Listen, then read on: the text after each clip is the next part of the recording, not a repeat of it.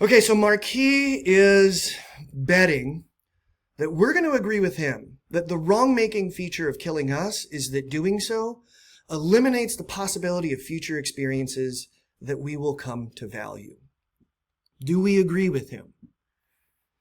I'm going to suggest to you that if Marquis isn't just simply right, he's at least got an idea that's worthy of consideration. He's at least got a plausible objection to killing us.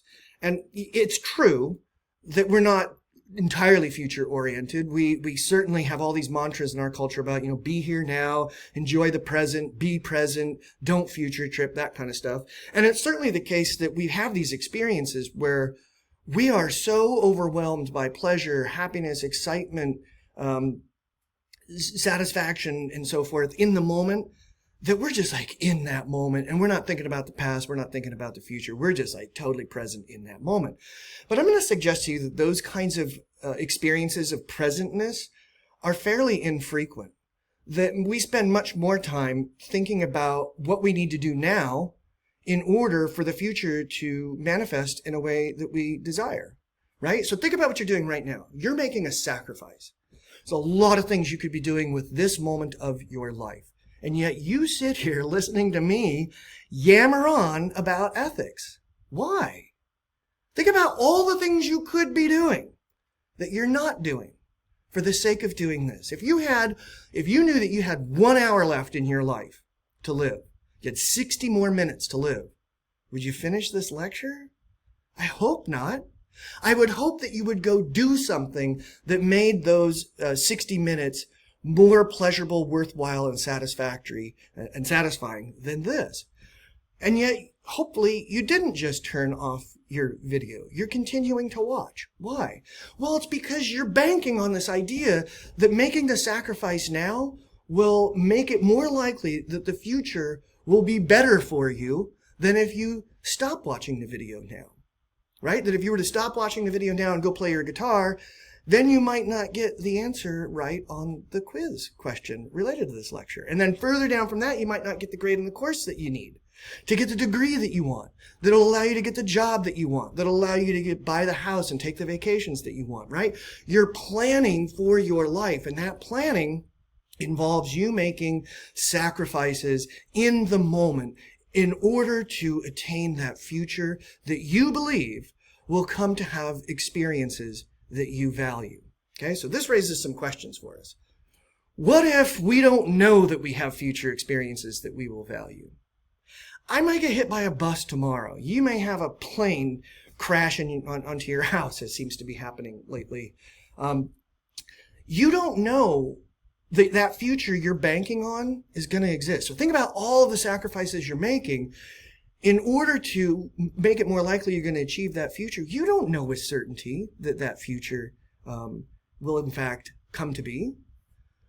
What if we aren't aware of the future experiences that will come to value? I don't know exactly what my future is going to look like. I don't know what kinds of experiences are going to come to pass in the future. I have some ideas about things right now that I'd like, but I know that my future is going to include experiences that there is no way I can anticipate, and those will be experiences that I will come to value. What if we can't express that we believe we will have a future of experiences that we value? What if I just find myself unable to explain why I have this belief or that I have this belief? Does that make my future experiences any less valuable? And what if I'm not able to acknowledge that others are like me and that they also have a future that includes experiences they will come to value, even if they don't know that those experiences will in fact come to be, and even if they don't know exactly what those experiences are? In other words, I can't reciprocate consideration to others and their lives. Does that make my life less morally valuable? And of course we'd say, well, no. So now think about all of these questions, because you can see here what Marquis is doing. He's saying, well, if none of these things bear on or diminish our moral status and the value of our lives, then why would they diminish the moral status of a fetus?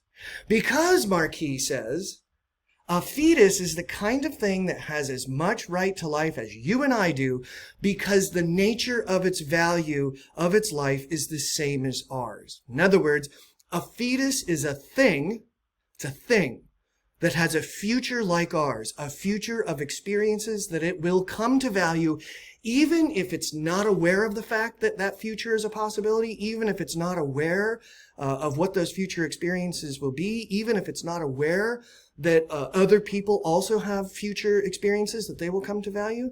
In other words, Marquis says killing a fetus is morally equivalent to killing us, because what it does is it eliminates a thing that has a future like ours. Now, I'm using this language of thing because Marquis does this really kind of wild trick, not a trick, that's the wrong thing. He makes a really profound concession for this argument.